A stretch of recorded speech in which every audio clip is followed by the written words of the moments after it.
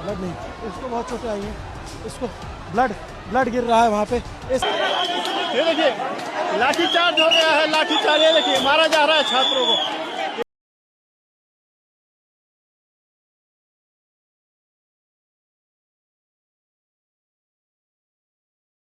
अगर 20 जुलाई को देश के हित में परिणाम नहीं आया तो मैं भूत बन के आऊँगा। ये सोनम वांगचुक जी का कहना है, हमारे देश का लोगों को कहना है।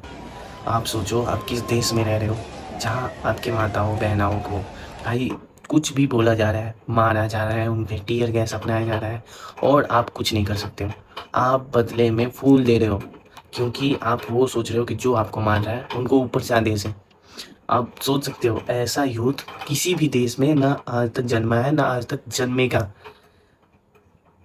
यहाँ पे 12 साल की लड़की को सर फोड़ा जा रहा है, फिर पूरा मतलब प्रोटेस्टेंट वो कह रहे हैं कि मुझे एक और मारो, मुझे एक और मारो। वो फूल दिए जा रहे हैं और वो मारे जा रहे हैं और वो इतना बैडली मार रहे हैं।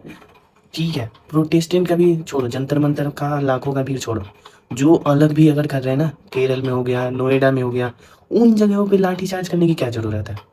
वहाँ पे तो भीड़ नहीं है, वहाँ पे दो दो चार हैं, 5-6 हैं, उन पे आप लाठीचार्ज कर रहे हो। और भाई सबसे बड़ी चीज़, लाठीचार्ज कर किसके ऊपर रहे हो? स्टूडेंट के ऊपर, इस देश के भविष्य के ऊपर। और हम सरकार क्यों चुनते हैं?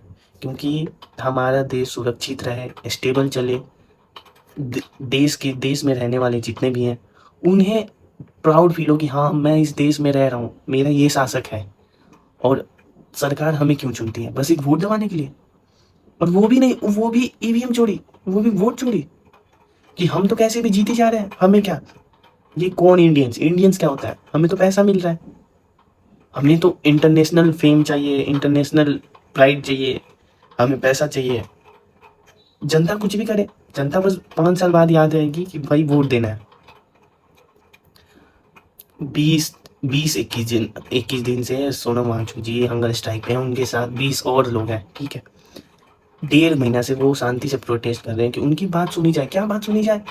वो भी उनकी गलती के लिए हम हंगर स्ट्राइक पे हैं कि नीट पेपर लीक हुआ है, लाखों बच्चे हर साल मर रहे हैं, 20 बच्चे इस साल मरे हैं, तो इसका अकाउंटेबिलिटी लें आप। और वो क्या कर रहे हैं बदले में वो और बच्चे मार रहे हैं और हम शांत हैं, फिर भी शांत हैं। बट मेरे यहाँ बोलने से कुछ नहीं होने वाला, क्योंकि मुझे जितना नॉलेज है शायद आपको उससे ज़्यादा नॉलेज हो। बट बात यहाँ पे है कि अगर कोई तुम्हें 1% हर्ट करता है पर्सनल लाइफ में तो तुम उसको छोड़ते नहीं हो। और यहाँ पे ये सरकार हमारे साथ साथ हमारे परिवार, हमारे आसपास, हमारे समाज सबको हर्ट कर रही है। बट हम कुछ नहीं कर पा रहे, हम अपनी जान तक देने के लिए कुर्बान है। आप देखोगे, अभी सारी क्लिप में दिखाऊंगा, आप सोच नहीं सकते कि ये मतलब रियल इंसिडेंट है। मीडिया तक नहीं दिखा रही है, मेन स्ट्रीम मीडिया तक। कैसे आप अपनी देश में रहना चाहोगे? इन्फॉर्मेशन लेने से देने से कुछ नहीं होने वाला। इन्फॉर्मेशन देखो, हज़ारों है, 90 पेपर लीक हुआ 12 साल में। ठीक है, फिर पेट्रोल में E20 है, पेट्रोल 162 रुपये का है, E20 140 120 का है। फिर आधे से ज़्यादा पूरा मेंबर्स 180 मेंबर्स बीजेपी के रेपिस्ट हैं। क्या बोलो, कितना नॉलेज दूँ? इससे कुछ होने वाला है? बट एक चीज़ ज़रूर होगा कि ये देश बदलेगा, ये देश अपना सम्मान फिर से जो खोया है वो लेकर रहेगा। जैसे आज लाखों बच्चे नहीं डरे हैं, वैसे ही हम नहीं डरेंगे।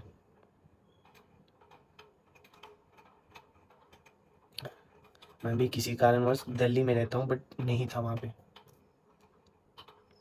मैं सच बता रहा हूँ, मैं 2 दिन से बस न्यूज़ ही देख रहा हूँ कि अंदर से फूटे जा रहा हूँ वहाँ जाने के लिए। बट मेरे जाने से अकेला क्या होगा? ठीक है, ऐसा सब सोचेंगे तो नहीं जाएंगे, हमको पता है, लेकिन मैं जाता, पक्का जाता। मुझे पता है, मैं जाता। मैं जानता हूँ ये वीडियो वायरल नहीं होगा। ठीक है, मैं फिर भी एक होप के साथ बना रहा हूँ कि इससे एक जन का तो दिल पिघलेगा, एक जन तो अंधभक्त कम होगा, एक जन तो अपने घर बताएगा कि ऐसा ऐसा सिचुएशन चल रहा है हमारे भारत में। क्योंकि मीडिया तो दिखा नहीं रही है। मेरे बोलने से यहाँ कुछ नहीं होगा। This country has a majority of young people. Prime Minister Modi is the most anti-youth Prime Minister India has ever had. The boys and girls who are walking the streets of Delhi are not criminals. They are demanding their rights. Their rights are to have an education system that respects them, to have an education system that is fair, to have an education system that is working. There's absolutely nothing wrong in what they're doing, and it's disgusting what the government is doing and what the police is doing. This is absolutely no way to behave. Tear gassing students, lathi charging students is not democratic. It's not India's way, and it is not the way this should be done. They have legitimate demands. The Prime Minister should accept these demands and do something about it. Everybody is sick and tired of the way our education system is running. Everybody is sick and tired of how the RSS has captured our education system and how all our institutions are being run by one organization. This is a natural response that the young people of India are making, and it should be respected. We've been raising this issue not for weeks or months. We've been raising it for years. There's a fundamental problem, and Modi disrespects all the young people of this country. All they believe in is asatya and hinsa, which are the anti-Indian principles. Thank you.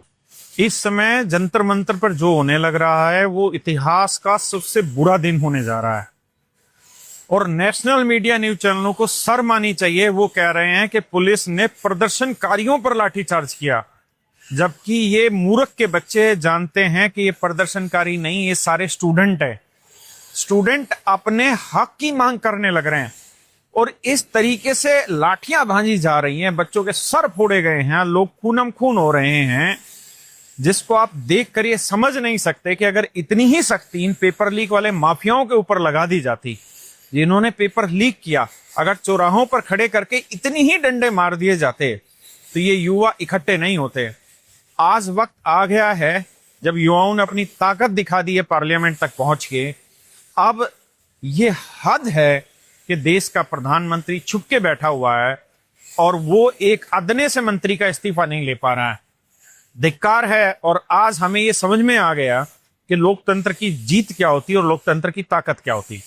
नमस्कार सभी को, मेरा नाम आर्या सिंह है। मैंने रीनीट 2026 का exam लिया था। इस वीडियो के माध्यम से हम आप सभी को अवगत कराना चाहते हैं कि हमारे रिजल्ट में जो भी दिक्कतें आ रही हैं, इसके बारे में हम आपको बताना चाहते हैं।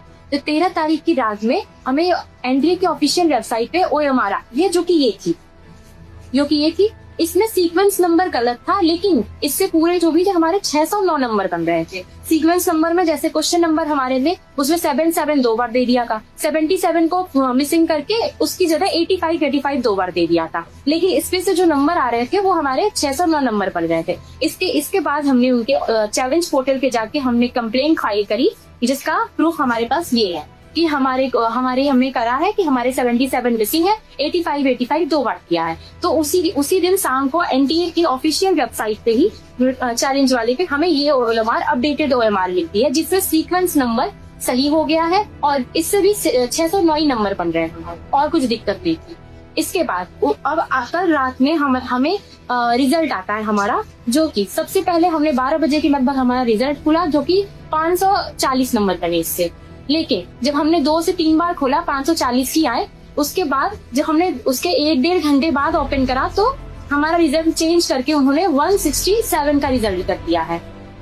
ये इसके रिगार्डिंग हमने एनटीए को मेल भी किया है, जिसका प्रूफ ये रहा, और हमने एजुकेशन मिनिस्टर को भी मेल किया है, जिसका प्रूफ ये।